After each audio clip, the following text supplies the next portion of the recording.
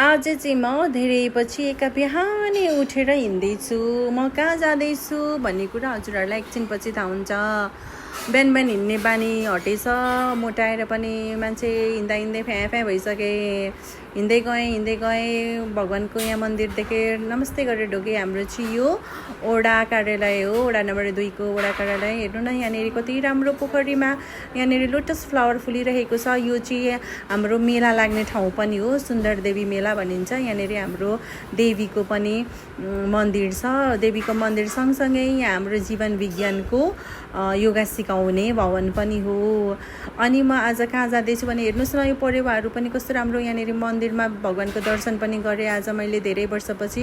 उहाँ चाहिँ हुनुहुन्छ मेरो पूजनीय बाबाश्री, मेरो पिताश्री, मेरो बाबाश्री चाहिँ यो जीवन विज्ञानको प्रशिक्षक हुनुहुन्छ। उहाँले योगाहरू सिकाउनुहुन्छ अनि म चाहिँ उहाँलाई भेट्न आज एका बिहानै आएको छु।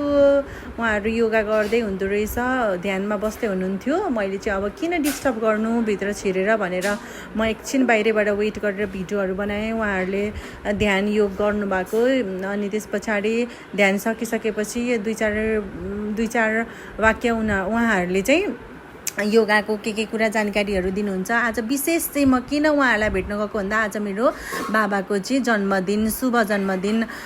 प्रशिक्षक हुनुभएकोले गर्दाखेरि प्रशिक्षकलाई उहाँको जन्मदिनको दिन सबैजनाले फुलमाला टिका लगाइदिएर बर्थडे विस गरिदिनुहुन्छ। साथमा उहाँ चाहिँ हुनुहुन्छ मेरो पूजनीय माताश्री। मेरो बाबाको बर्थडे भएकोले गर्दाखेरि उहाँहरू दुवैजनालाई, श्रीमान श्रीमतीलाई नै सबैजनाले टिका लगाइदिएर खाजासाजा उडाइदिएर फुलसुल दिने हाम्रो चाहिँ यो जीवन विज्ञानको एउटा रीतिरिवाज छ। यो चाहिँ म भएँ, मैले बाबालाई विस गर्नलाई योगा गर्ने ठाउँमा मन्दिर तिनीहरू सँगसँगै छ, तिनीहरू पुगेँ।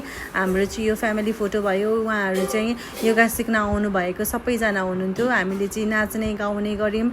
एकदमै आनन्दित भएर जान्छ यो नृत्य गर्दाखेरि चाहिँ। अनि हामी एकछिनसम्म नाच्यौँ अनि नाचिसकेपछि सबैजनालाई त्यही त हो नि, अब उज्यालो भइसकेपछि अब 6 बज्न आँटिसकेको थियो। सबैजनालाई आफ्नो आफ्नो दिनचर्या, आफ्नो आफ्नो काममा जानुलाई हतार हुन्छ।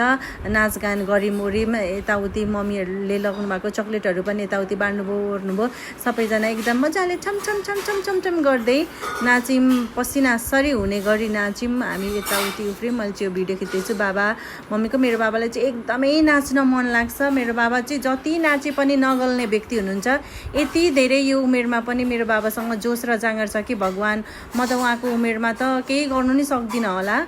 अनि अब चाहिँ हाम्रो यहाँनिर यो योगा पाठशालामा, योगा स्थानमा हुने बर्थडे सेलिब्रेसन सक्यो। मेरो बाबा र मम्मी चाहिँ अब घर जानुभयो, म पनि मेरो घर फर्किएँ।